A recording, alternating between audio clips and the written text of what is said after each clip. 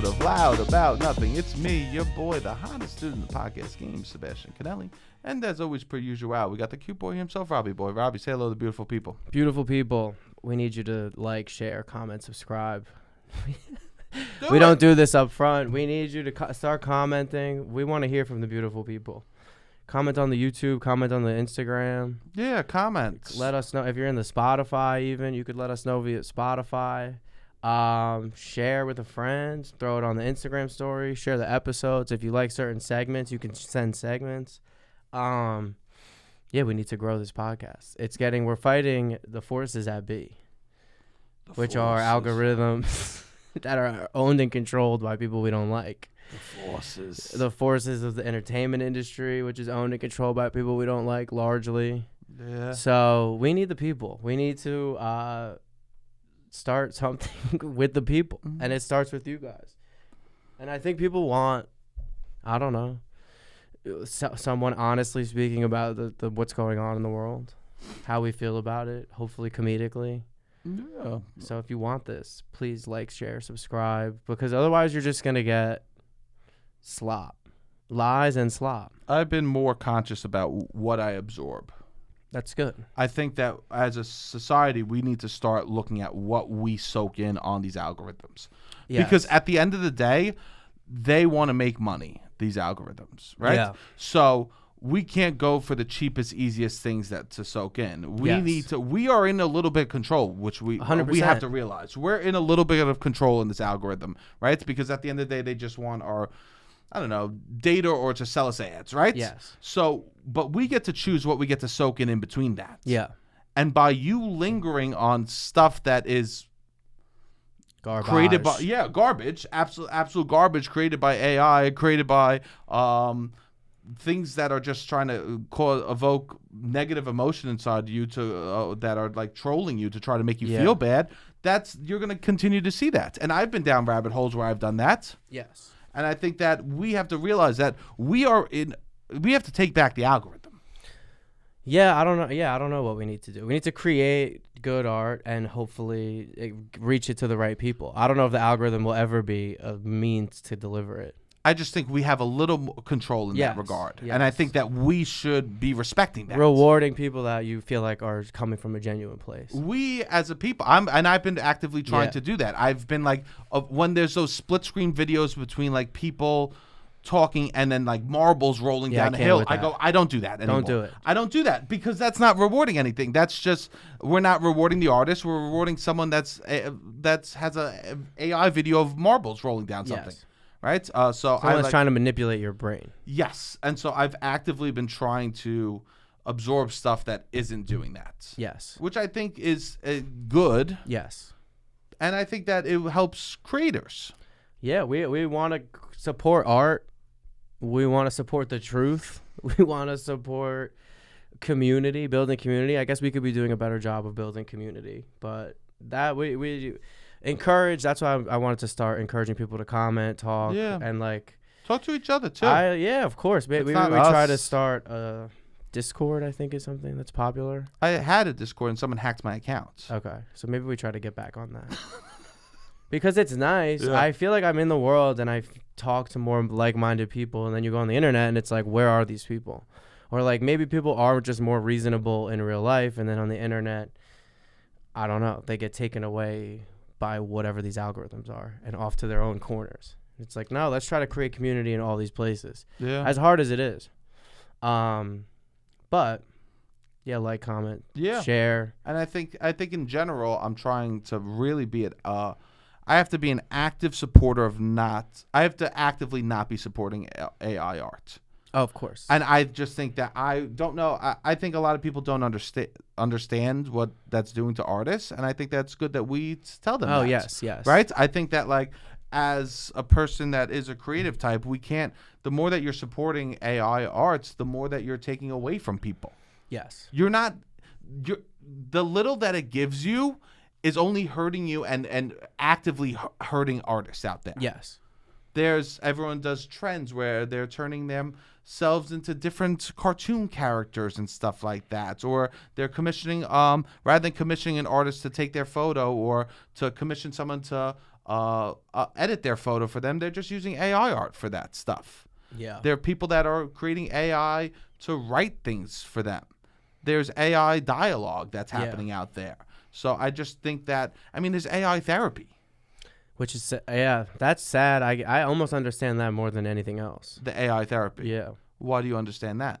Because it's impossible to get a therapist. Yes. That's that great point, Rob.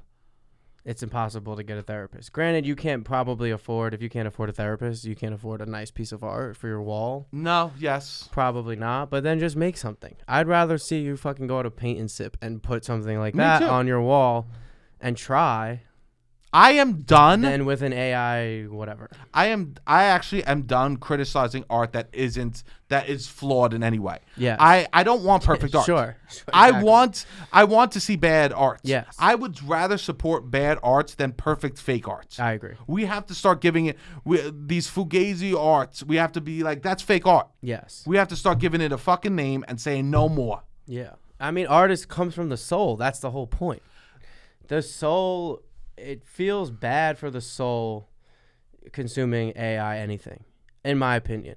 And maybe your soul is gone. Maybe there's a lot of people, I think that their soul Or they is don't. far from them. I don't think they're even realizing it's affecting their soul, Rob. Okay, that's true. I also think you're there right, are people because there's that people that are like, they feel this and they can't put a finger on it. I think there's people And it's actively. like, I'm putting fingers on it for people. I'm like, well, this is happening. All the things that you loved are gone because they're getting replaced, cheapened, made worse. Like, there's no care about the consumer. There's no care about anything other than the people at the top.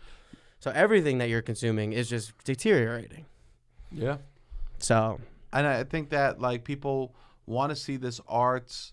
They want that instant gratification art where they could type in an image that they want to see instantly and get it. yes. That's not the way it is. Yeah, no. I mean, you think about how beautiful. I don't like religion, but how beautiful the Sistine Chapel is. Yes. That was commissioned and took years and years and years. And people will consume that for how many years? Hundreds and probably thousands of years people will be consuming Yes. that. Because they were like, oh, great, we're going to commission this piece. And look how beautiful this is. Any AI art is not going to be consumed for hundreds of years. No. It happens in the moment. You absorb it, and then it's gone. Yeah, it's fast fashion. It's fast fashion of creative. But there's everything. This is now every single aspect of everything. It's just create, fast, high turnover, you want to buy it again, of everything. Every single industry. We don't have a moment. The food, yeah. the content. You're telling me that there's this new popular trend. It's like 90-second soap operas. Yes. This is the same thing. So there's this new trend that happened in China and now is coming here. And it's called Real Shorts, which is 90-second to 2-minute long soap operas that you watch on your phone and you pay a subscription to. And it is, I think, over a $5 billion industry in China and now is becoming bigger and bigger in the United States. And I think that it is the most snack food arts, snack food television, snack food movie that we could possibly have. Yeah. And if we support things like that, you have to know, putting your money behind art will just then create more of that art. Yes. If the little bit of money and entertainment that you have, you need to put it behind art that you want to see more of. Yes. By you consuming art, you're investing in it, and I think that's even lingering on videos in the algorithm. Yeah. Right? Any way that you can support art that's you supporting. And by having these 90-second, 2-minute videos, they're just addictive. Yes. It's just cliffhangers and you waiting to find out what happened. I know. I started Seeing myself falling for it, and then like midway, I'm like, I can't give a fuck about this. And then I'm like angry. I'm like, fucking, why did I fall for it for 27 seconds? There's no I'm seeing message. stuff, and it's just like, it works. It is highly manipulative, and it works. And we need to kind of go into it being like, no, we got to reject this. And look, do I blame the consumer? No. I blame these multi-billion-dollar industries that are trying to push this garbage down your throat. Yes. Right? In the same way, you don't want to blame anybody, the consumer, on any of these products. But this is why we have to have conversations. Yeah, up front. Right. There needs to be There should be disclaimers at the top of these 90-second videos that we are manipulating your brain to leave you we are manipulating your brain so you stick around. Yeah. And we got to sell you ads after it. Yes. It's like cigarettes. I mean, just think of, they were trying to give, my grandma went to the doctor and she was very stressed out, I guess. And they were like, you should start smoking cigarettes. She died of lung cancer. The doctor prescribed her cigarettes because the doctors paid. It's because this was a whole situation. And then enough people had to die for them to be like, oh, you know what, we'll put a warning label on cigarettes. Then in the 90s, they sell us all this highly addictive food. Now they're selling us all this highly addictive content. They're just like finding new things. All right, we can't do cigarettes, we'll get vapes. We'll do like to fuck people over. Yeah. We're just in an accelerated stage of it where we're just seeing it to such a degree in every field. Yeah, it's in every single field. And I think that it's going to ruin industry. Yeah. I think that when there they have these, no industry. Yeah, when they have these micro budget shows, they're able to pay crew, cast, and maybe the directors make money. I don't know, right? But such low wages that it's unlivable. Yeah. And here's the thing about acting and stuff like that: people are so desperate to do it that they're willing to sell out. I know. That's the saddest part about fucking doing this. That everyone's so desperate to do it that everyone's willing to undercut each other. Yeah. I see other artists sharing stuff online being like, do not lower your price for your visual art because AI exists. Yeah. We cannot do that. We need to stand together. Well, that's the unions. That's what the idea of banding together. Yeah, I agree. But actors don't have that. And so now... Well, actors have SAG. But all of this is non-union work. Yeah. And there's enough actors that don't want to join SAG. Big actors should shame. I mean, the big actors really need to start sticking up for the industry. They're or too it's gonna busy, be done. bro. They don't care. They're too busy. They're creating apps where you could gamble on your phone. Yeah. What are we talking here? Yeah, I know. They're selling out too. They're too busy. They're a brand. Yeah. Which is you're either an artist or a brand. You're not both. You can't be both. And a lot of people that are under the guise of trying to tell you that they're an artist, they're not an artist. And there's a lot of them. It's very interesting because all these people, there was this trend when I started doing all this stuff. That it was like, you have to be your own brand. You have to be a director, writer, producer. You have to do it all. And then that's different than even being your own brand, I would say. But yes. That's being a multifaceted artist. I'm saying that's where it started. Yes. Okay. And that's where it started, that you have to do it all. Yeah. And then that starts from you have to be able to write, and the artistic stuff. Now it's IC. Then got added on, right? Now you have to do your own PR. You need to be the person that is editing your own videos. And then it got even bigger beyond that. You're the person that needs to be selling your own products. You're the person selling products for other people. You're the person that needs to be promoting targets, right? It became a small thing that was like, great, you need to learn how to be more artistic into this like brands word, which then like grew and grew and grew till there's no art in the center. Yeah. This is a Wonder Ball. You remember the Wonder Ball? Yeah. Oh, I wonder, wonder, wonder, wonder, wonder. What's in a Wonder Ball? Yeah. And all short form content. I love that fucking song. All short form content is a Wonder Ball. And you go, ooh, I love their content. Let me crack it open. And then you find out there's nothing inside. Yeah. That's all it is. Yes. It's tough. So now we just get rewarded for that outer shell with hollow insides. Yeah, it's very frustrating. The people that are obsessed with developing and growing their internet clout, I'm just like, are you aware that all you're doing is trying to build yourself up as an independent salesman with no health insurance? No health insurance. So you want to do whatever you're doing, whatever you are doing on the internet, however you're trying to make this short form content on the internet, you're just building up a big enough presence on the internet to then people will come to you to sell their stuff. So they can outsource their sales department. They can outsource their marketing department.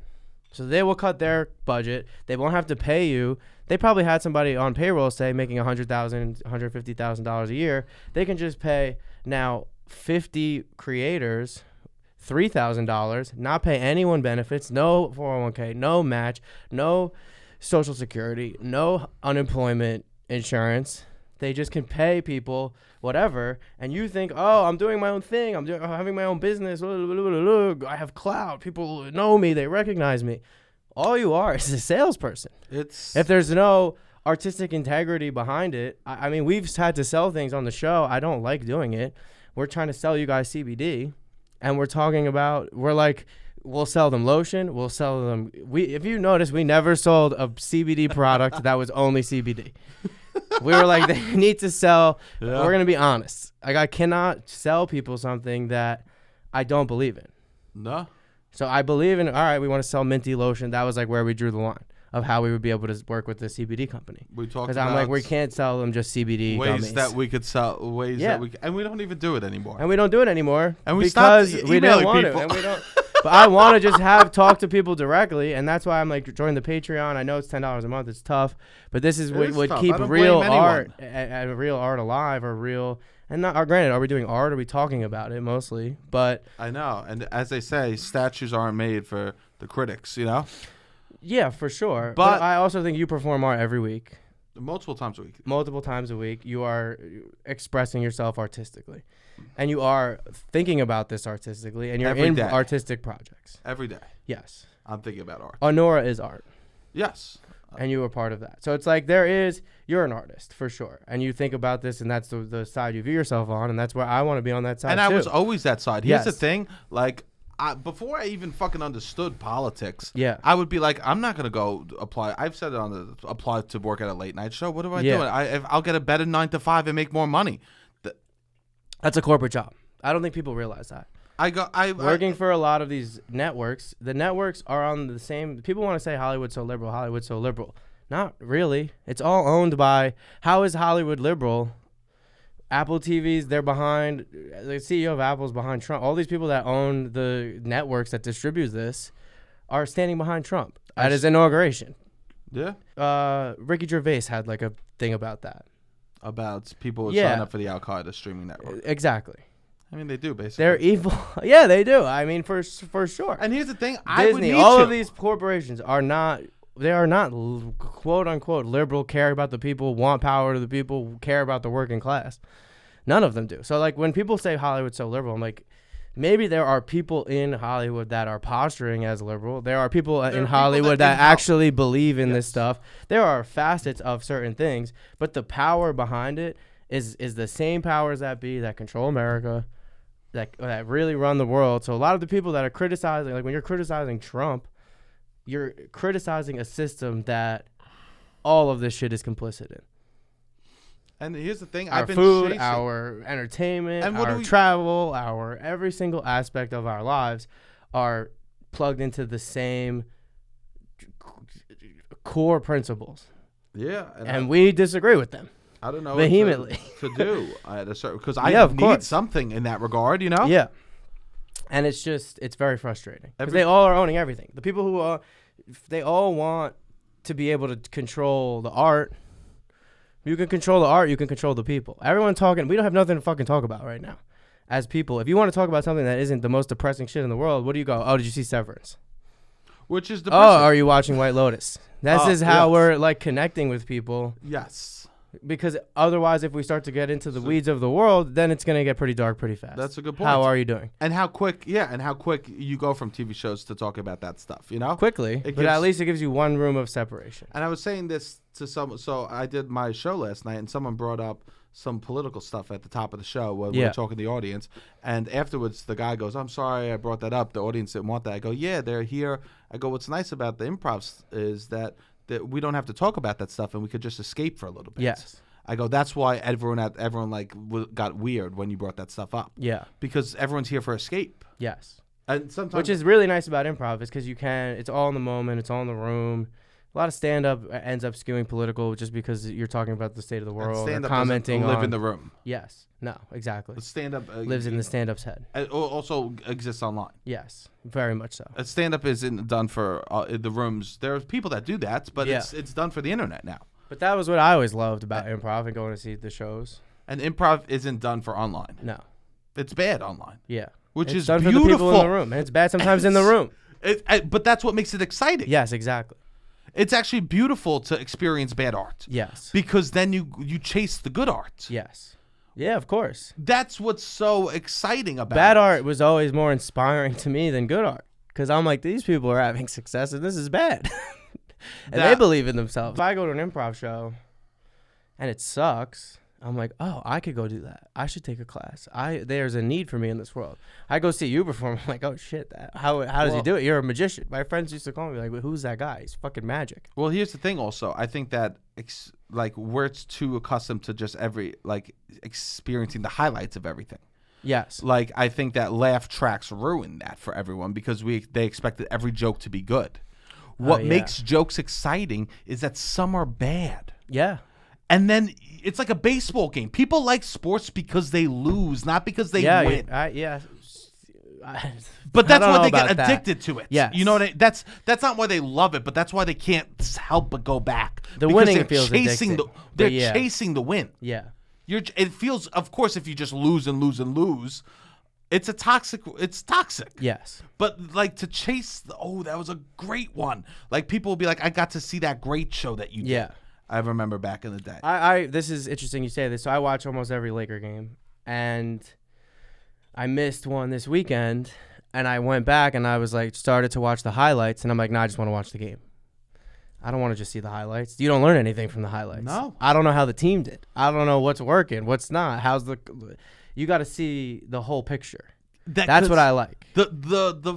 It's a story. The sloppy turnovers are what make. Yeah. All right. How's high-pressure Brown moments feeling? great. How's this person feel? Like, how are we handling this? All right. And short form content is just the highlights. Yes.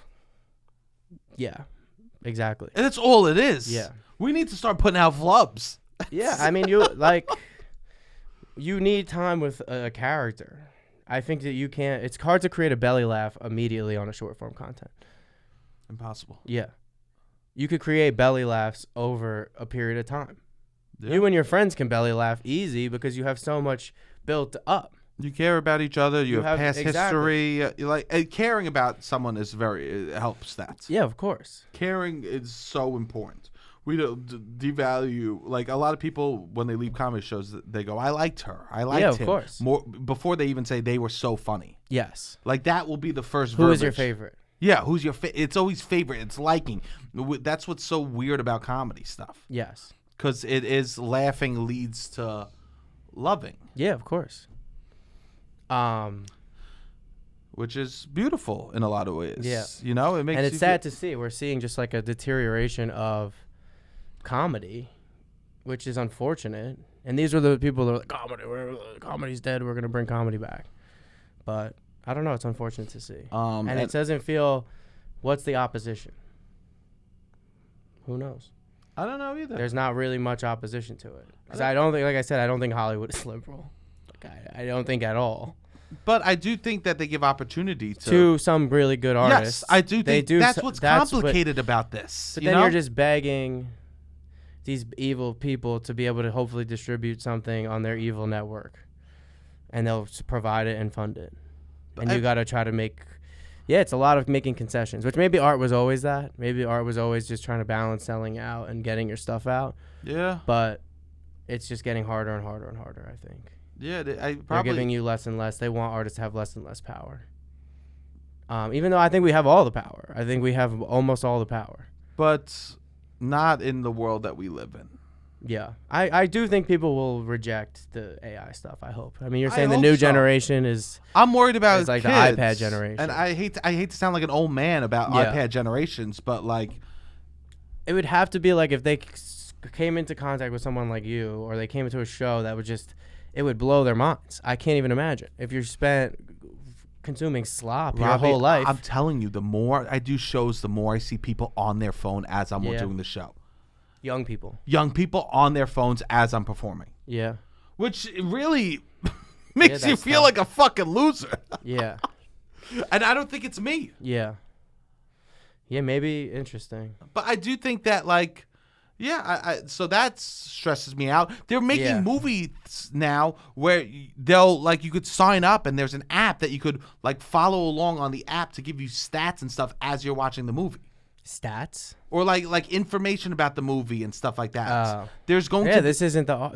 Yes, this is. You haven't seen this? No. There's going to be a thing at like a certain AMC's or something like that, or an app in the theater. That they'll have a place for your phone so that, and you could connect it to whatever movie you're watching, and then you could play around with that. Like tells you who's in the movie, what else they've done, backstory. Just watch the movie, Google after. But they're not retaining people. I watched all of Wicked trying to place Peter Dinklage's voice. I'm like, I know that fucking voice. You know what? I know that voice. I didn't look it up. I don't need to look it up. I could wait till the movie's over. And it's exciting not to know. Yeah, it's fine. Yeah, it's exciting totally not to know. The unknown is maybe exciting. It distracts me. I think I have some level of ADHD. I'm distracted by it, but I can plug back into the movie. Yeah, you'll be fine. I'll be fine. No, but there's going to be like a dual watching system for movies and your phone. Yeah, that's wild. So I don't think that it's going to get better in that regard. I hope so. I know. I'm sorry. We have to hope. I feel like we have conversations sometimes. I just feel sorry. We're in a place where just sharing information, the truth with somebody else about the world. I feel like I need to apologize. Yeah, because you're not the creator of it. No, but I introduce presenting them a reality. Negative ideas. I've said that. I've said sorry. Like I feel like I'm being so negative.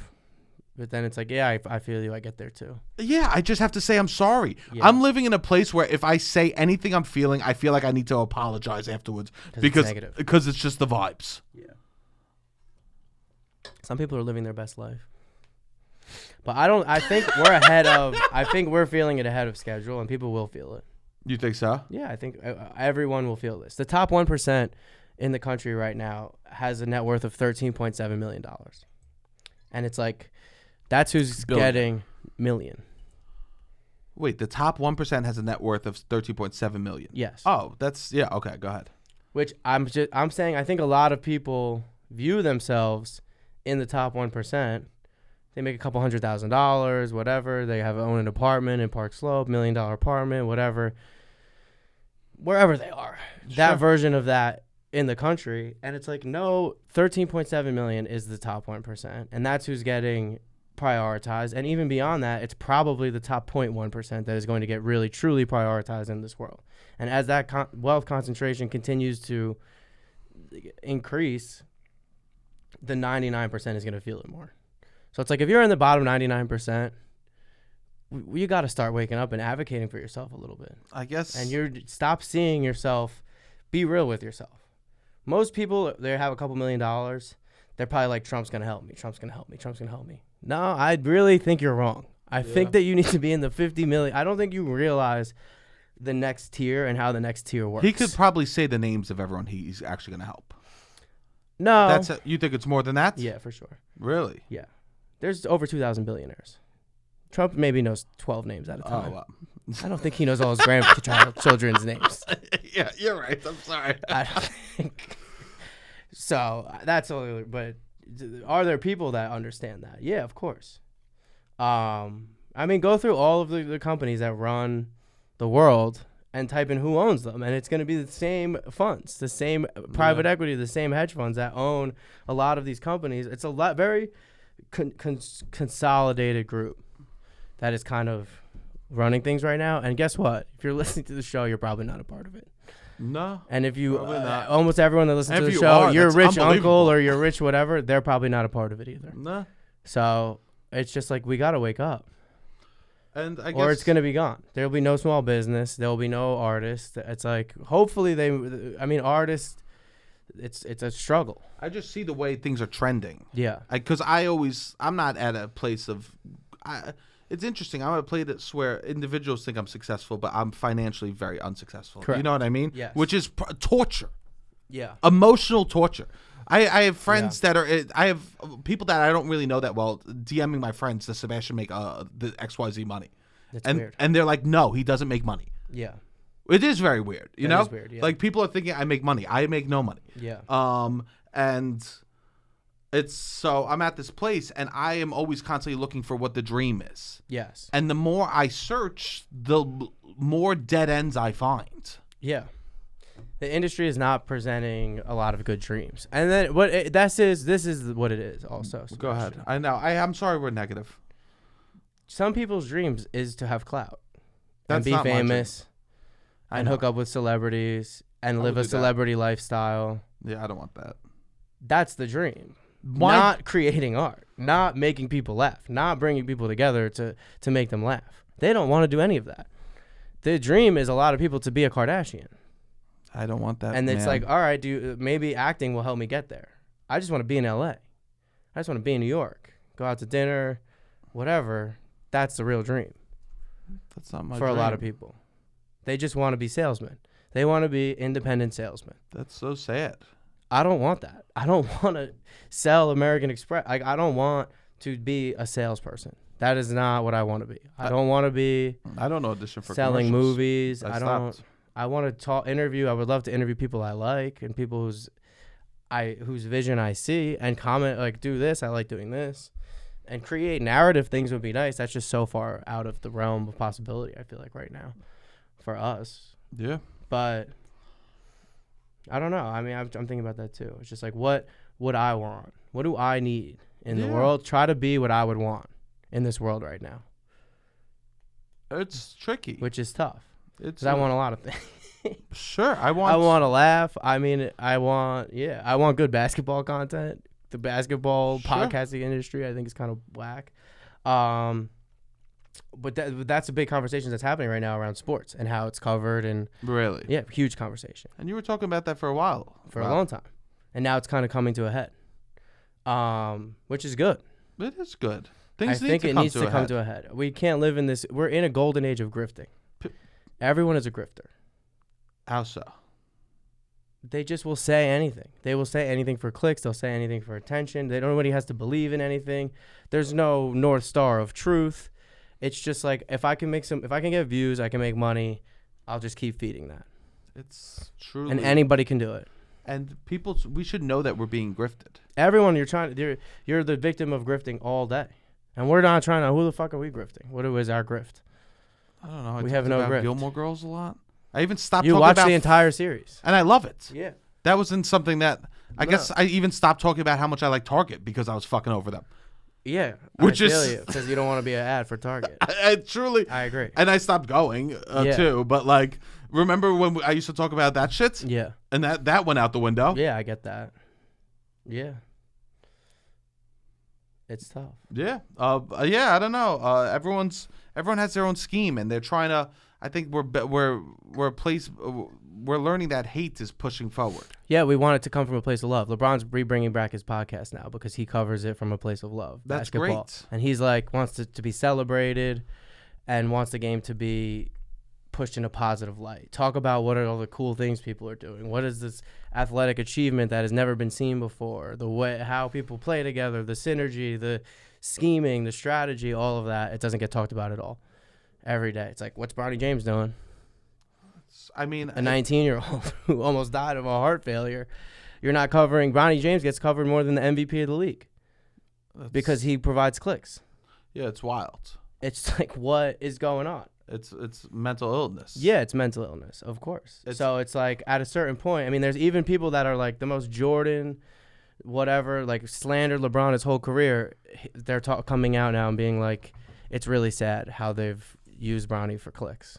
These big Disney, ESPN, all of these big corporations that they're just it's all grift. That's how can we manipulate the people? Yeah. How can we manipulate you? How can we keep you around?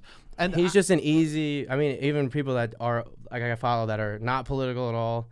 I have no idea what their politics are. They only cover basketball. Yeah. And like X's and O's, and they're like, well, it's just Bron has talked about politics before, and now has entered in that realm of like, he's such an easy, like spark plug to just ignite half of the people in the country to be pissed. It's just like Obama. Like there's certain people you can just point to that if you talk Hillary Clinton, perfect example. If she does any little thing, it's very easy. And I don't like Hillary Clinton, but it's just like she's an easy person to grift off of because she ignites such hate in a large group of people. and hate will spend money. And we, when doing this, our whole idea was we talk about off mic to spread love, Celebrate things, yeah. celebrate that. And I struggle so much, Rob. Yeah. And I don't struggle so much so I could get on here and feel and shit on other people. Yeah. I don't fight. We try to punch up if it needs to be. No, but I meant yes, of course. We're not coming on here to hate for hate's reason. No, that's 100. That's exactly. I'm not coming on here. We don't aren't like let's hate on that because it'll be great for us. For the algorithm. We don't. Newsflash. We're not doing a good job of like catering to the algorithm. If we were grifting, we're smart guys. We could grift better. Like I could grift if I needed to. Oh yeah, I'm sure I could grift. Like I this is not what I want to do. If I wanted, JP Morgan is a grift. Like if I wanted to have this fucking bullshit job, I would. This is not the method. Here's the thing: if I was to grift, I would do it in a way that I was getting health insurance. Yeah, of course. It's exactly what you said. Yeah, that I could go see therapists and nutritionists and like deal with some issues I have in my life. Right? No, I would not be grifting in a way that we have to. I would not just. This is the dumbest thing in the world. But then people give me like advice of like basically just grift. Like, have you thought of grifting? It's like I don't want to do that. Actually, I don't want to do lists. Like, obviously, we sometimes do stuff like that. Very rarely. Not that often. And I'm watching the Drake and Josh reunion. Yeah. And I'm going through all of the teen sitcoms that I liked as a kid. And I'm like, maybe we rank team sitcoms. And then I'm like, what is that? There's no real feelings about I'm like thinking, yeah. And I'm like, that would be a good clip, I guess. But I don't care about doing that. I'd rather have like a real take or write a joke or something like that about one of these shows. Something from the heart. That doesn't do well. Lists do well. You know what? Any art what's happening is art is created around results rather than emotions or feelings you must get out. Yeah. Which is that empty bowl wonder, you know? Yeah. That's the emptiness inside of it. And people feel that. And it's not art. But that's, I mean, what do we call it then? I don't know. But yes. Well, that's what they're creating. Replacing as art. Yes, that's what art is being replaced by. Yes. Because art was first created, I mean, why people are drawn, I think, to create and be artists is because there are feelings inside of them that they have to get out. I agree, 100%. That's why I'm there. Yeah. I don't want to do this. I should have been an engineer. Yeah, of course. Because that at least does good for the world, too, right? But I had to. And, because I had too much feelings about things and I wanted to get it out. And the way that I felt talented was doing comedy stuff. Yeah. Yeah, I was the lowest I've ever was when I was trying to build up my life again and be who I wanted to be, starting to take improv classes. Because I was heartbroken. I felt horrible about what I was doing in the world. I felt horrible about myself. I just got out of a relationship. I was having a tough time with my family. Yeah. Like, just a lot of things really tough at that time. And I'm like, what is the most perfect version of myself? Like, what do I love? What is like the heart and soul of who I am? What do I want to do? I love making people laugh, bringing them together. Yeah. I've done that my whole life. Yeah. I've always been in a big group of friends, organizing trips, bringing people together. Thousands of people I brought together in college, hundreds of people, vacations, whatever, my whole life. Probably since high school. And you're great at that, Rob. Well, I think that people aren't getting into it because of the art anymore. It's for the clout. Yeah. No. And then they realize that when they start getting clout, the only thing that they have is selling. Yes. Well, that's what it is. You become a salesman. And I think that independent we have to realize that if you want to become that person, then you're just like, I just want to get enough followers or enough people that love me so I could sell things. Okay, at least you're fucking honest. Yeah. You know what I mean? I don't want that. In a perfect world, I have to sell nothing. We have a Patreon that's very funded, and then we could take creative risks with the money we make from Patreon. Or people want to pay us to do creativity. And then whatever they sell around the art you create, if you sell the art to a distributor or whatever the fuck, it's like, all right, then that's what it is. That's out of your control. Yeah. And you want to hopefully work with the best distributor or the ones that you have the most like-minded relationship with. Sure. I've been poor my whole life. Yeah. So I don't care about being rich to create art Yeah. anymore. I care about being able to live to create art. Yeah, of course. That's And it's important that people are able to create art, because then the more that the real people who are trying to speak truth to the world can no longer do it, you get just the AI slop. You get more Wonder Balls. and those people will make money. Yeah, And people that do AI stuff will make money. they already are. I know, it's insane. What is AI business? It's just like I can't with it. I feel you, man. Who's getting like where? We talked about it a little bit on the Patreon. It's just like we need to have an indictment of where the money's coming from. What's the flow of the money? What are the economics of this? Get out of your own. I know it's hard, but like get out of your own little bubble of how it affects your family and try to think about how it affects the community and the world.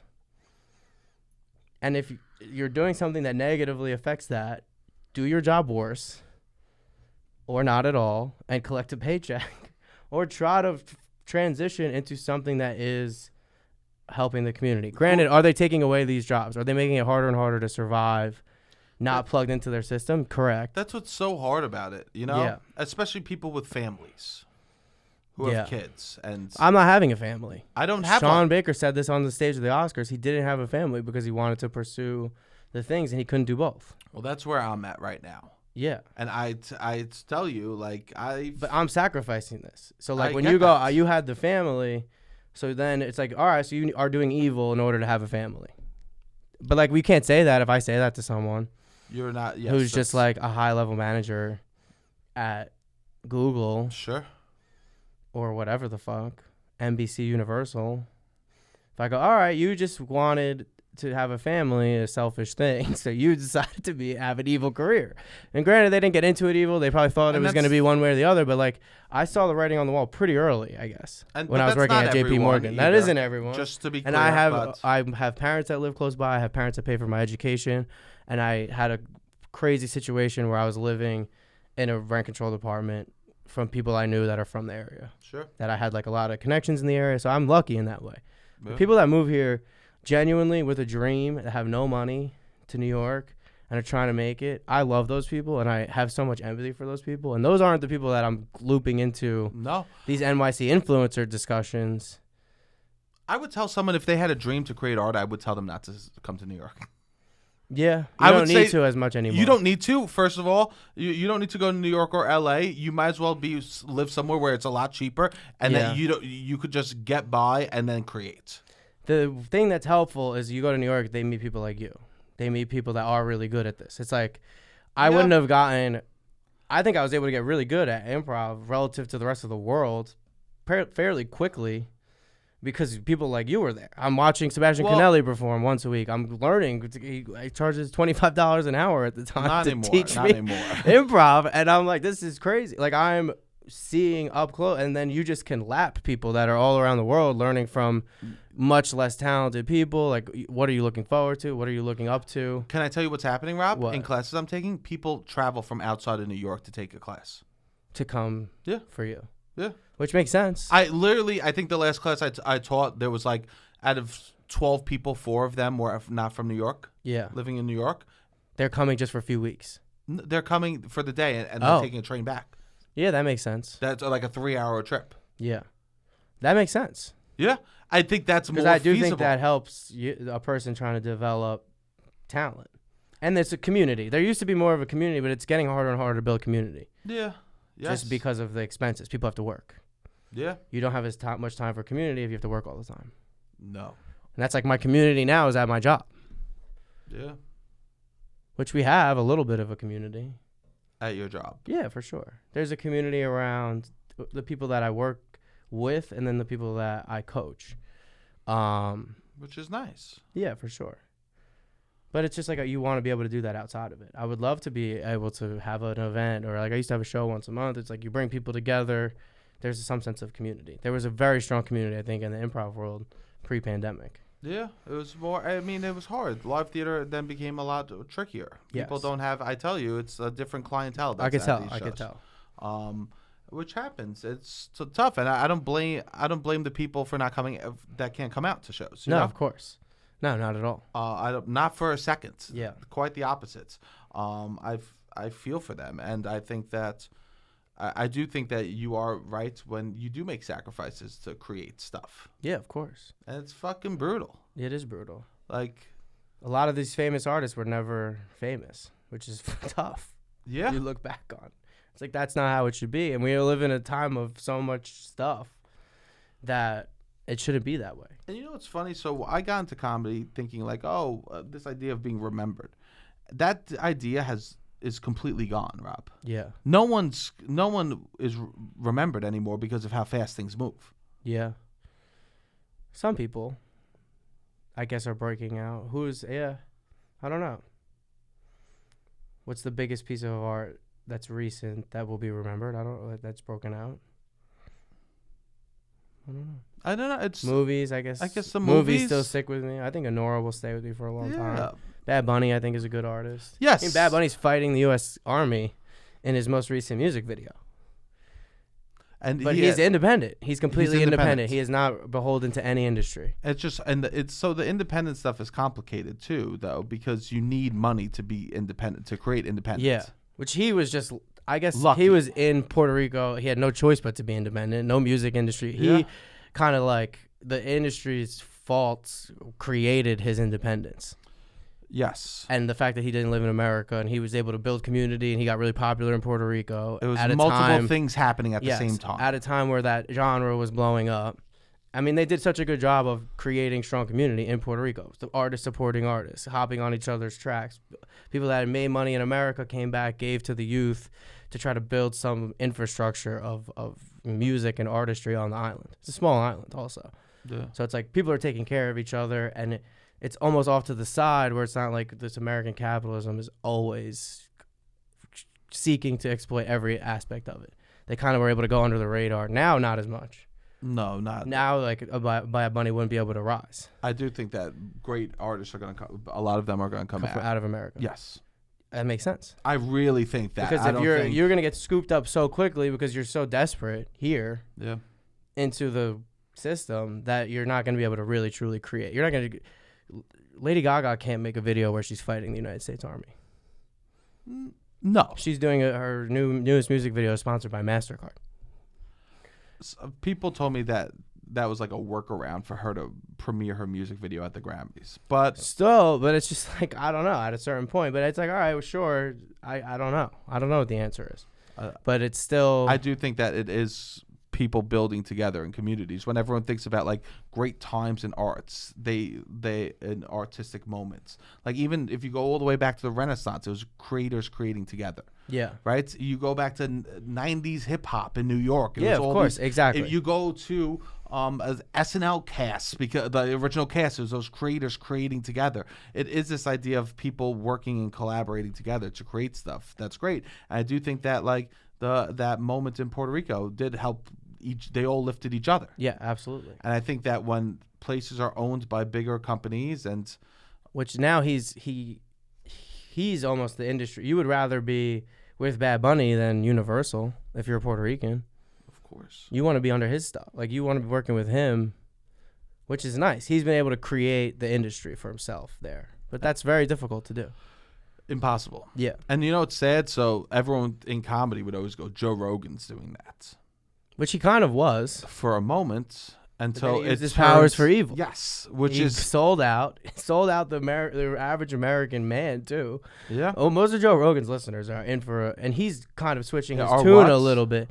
They're in for a rude awakening of like the reality of these policies and these things that I feel so bad for a lot of, which is crazy to say, but my brain sometimes goes there where I feel bad for these men that really like trusted and believed Joe Rogan, which at a certain point you got to have your own brain and discern what's good and bad from what people are telling you. But some people just followed him down this path so strongly, and it's like your life is going to be miserable.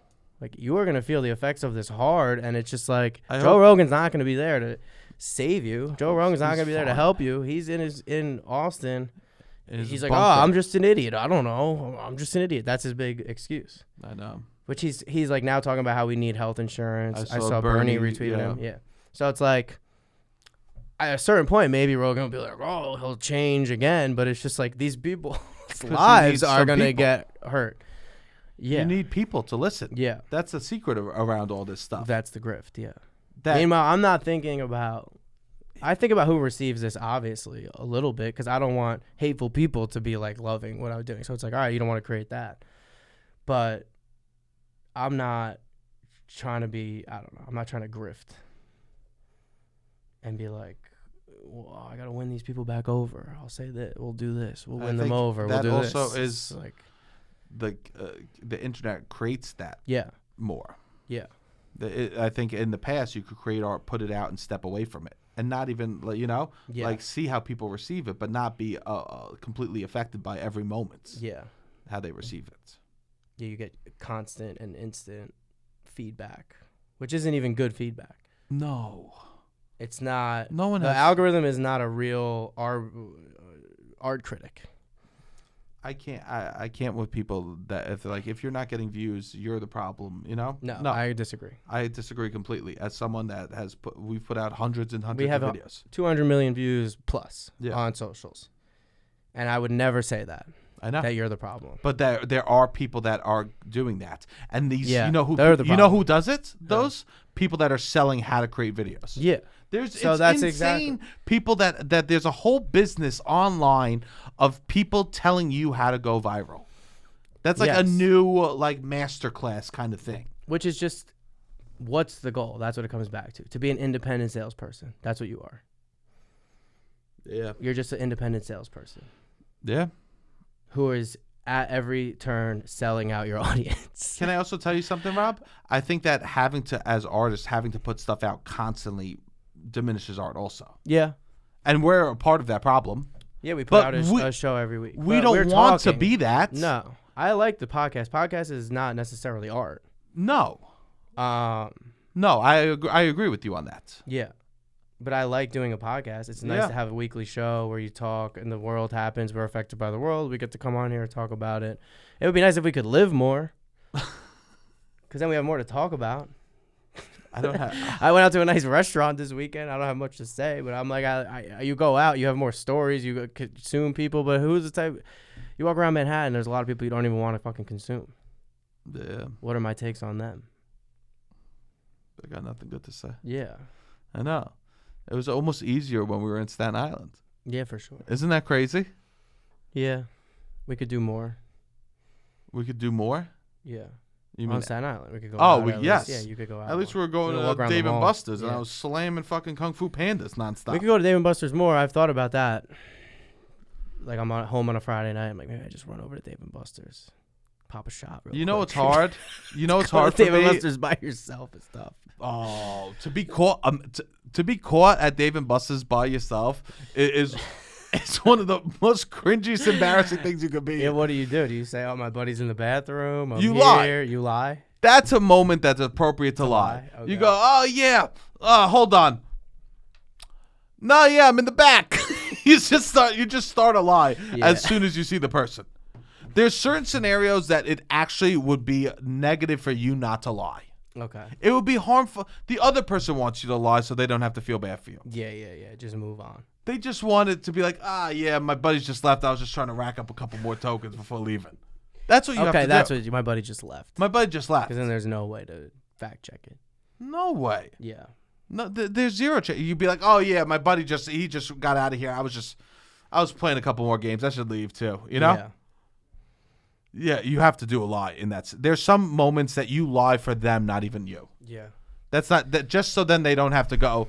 So then, because if I saw a buddy at Dave & Buster's by themselves, you got to do a wellness check later that week. That's a nice friend. You got. You have to do a wellness check. That's taking care of each other. That's community. You go. Hey, you doing all right? Yeah. You send a couple memes. Yeah, that's nice. You're a good friend. You ever meet with a friend and like you're like, I was too negative, and then all of a sudden you notice that they start sending you a lot of Instagram reels. No, that's happened to you? Oh Jesus! Oh God! I must have been too rough. Yeah. when being honest. Yeah, I was like, oh, I was too honest hanging out with this person. Now all of a sudden they just sent me 8 Instagram reels in a row. I go, fuck me. They fucking caught the vibe.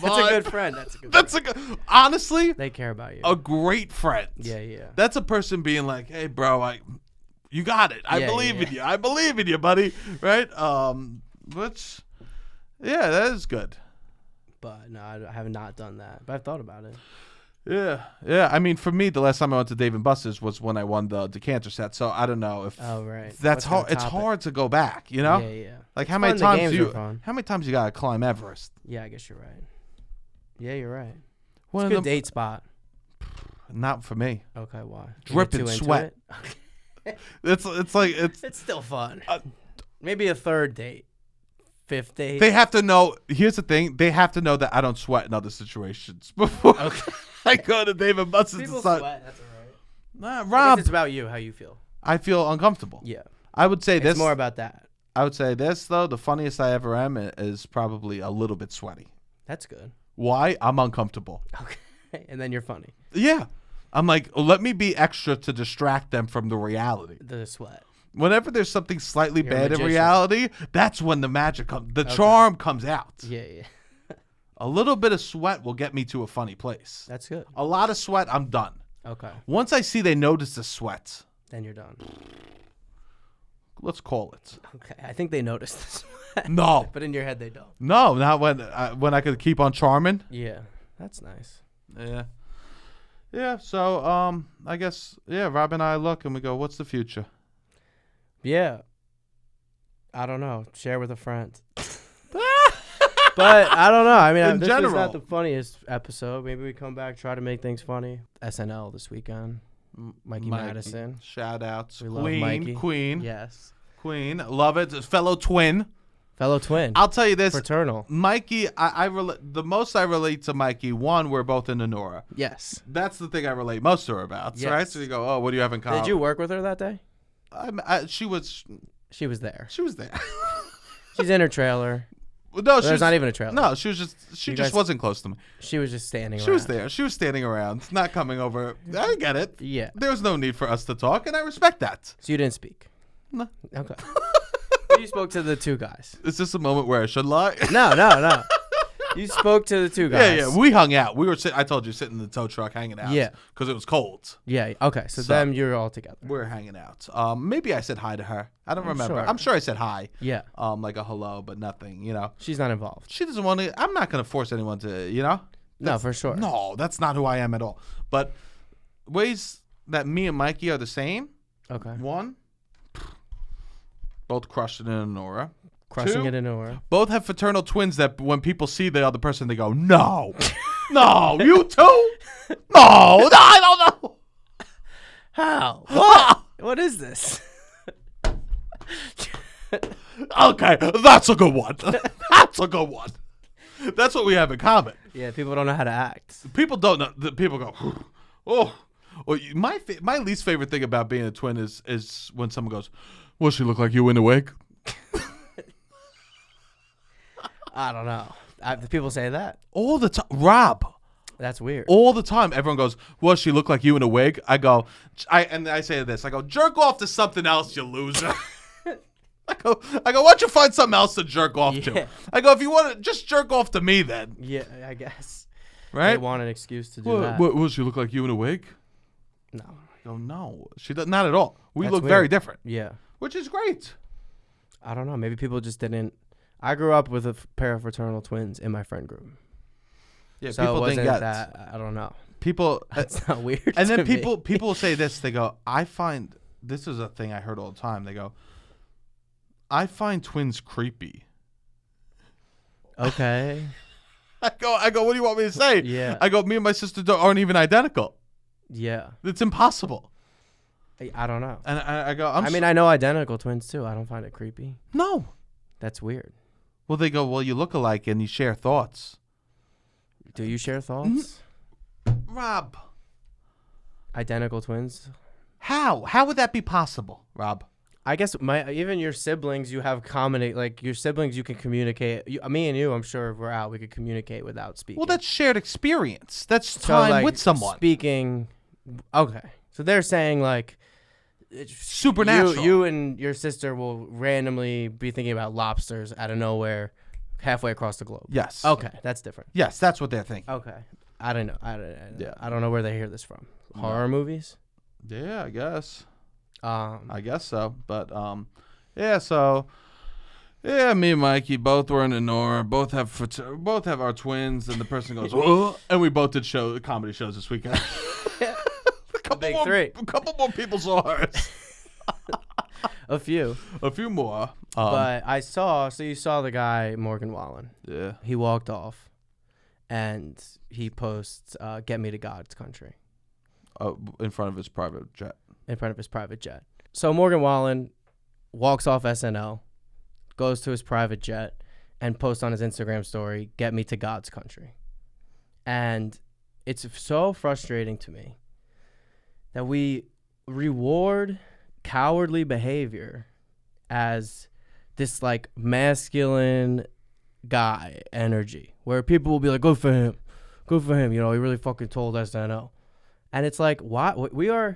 Let's just stop for 1 second and get out of our brainwash, whatever we are in, and break this down for a second. Uh-huh. This man got a private jet to New York City, got into a private car from his New York City landing spot to his expensive hotel, performed his music, which he wanted to do. He agreed to and said yes to go perform his music. He probably did 2 or 3 rehearsals and then performs it live. Gets back in a car, probably like a all black Suburban, whatever. Mm-hmm. Gets back in his private car, goes to his private jet, flies home. And that was too much for him. This was too much for this man, Morgan Wallen, that he needs to go back to God's country. And it's just like, what planet are we even on? Why is this getting rewarded? How is this seen as masculine? This is cowardly behavior that you can't even experience New York in the most isolated version of itself, promoting your art and performing in a show that you asked to be performed in. The whole, you want to go God's country, Jesus Christ wasn't the whole thing, is he's going around the world speaking to people who don't agree with him, trying to spread his message to people that there's contention to the point where he gets killed. And you're like, get me back to God's country. Jesus, if you even believe that which you're wrong, but if you believed in some type of message that you're like, oh, there's contention between me and New York and whatever, you're the most cowardly version of a man that could possibly even exist in 2025. That you can't experience Midtown Manhattan from a luxury hotel, luxury car, and private jet. That's your transportation method? I mean, at the end of the day, he only experienced good things of the richest, fanciest life you possibly can, the most luxurious situation possible. And he's acting like a child that people were aggressive and mean to him. Like, it's so confusing, and especially looping in God to it and whatever Christianity is. It's just we have so departed from a lot of the messages that Christianity even delivers people, because it's like, his message is bad. Well, I'll tell you that. But if he believed in a good message and that these people were like anti his message, engage with them. Sure, he's not even willing to share. He's such a baby. He's a coward. He is a cowardly human being. This is a cowardly move. And this is what people want to do. They wanted the easy, cowardly option, and this is who they idolize. These men who view themselves as masculine idolize Morgan Wallen. Oh, good for him. He really fucking told SNL. What did he do? He put on his Instagram story like a fucking bitch. And I hate to even say that word because bitches are more fucking strong and stick up for themselves than whatever he's doing. I don't even know the word for what this man is doing, I guess, outside of coward. Like a baby. Child. A child is the word. Here's the thing, Rob. When he goes home, he calls it God's country, but he just goes to his mansion. Yeah. It's not like, what does that mean? He just lives luxurious in a different location? Yeah. Exactly. So it's all fake. Yeah. At the end of the day, it's all like him posturing. Yeah. For people to have this fake, like, we stand together kind of attitude. Which he wants to do that, but what annoys me even more is just like the people that then are like, good for him. Oh, yeah, he really told them. That look up to that brand of masculinity and toughness. And it's like, shut the fuck up and just think for a second. This guy couldn't even experience New York in a private car, a private jet, and a hotel room. So you're a New Yorker. Why is this? Oh, good for him. Just because you don't like SNL. Because they make fun of Trump. Take that aside and just think about what went down. Yeah. This is cowardly behavior. That's not brave to leave and say that I didn't have a fun time there, basically, right? Yeah. I don't politically agree with all of them, and we had maybe an awkward moment at a second, you know? Yeah. What was brave is someone like Sinead O'Connor, who went on the show, sings a song, War, and tears up a picture of the Pope. Yeah. And then gets banned for life from SNL. Like, I don't agree with whatever Morgan Wallen is trying to stand on, but what is he doing?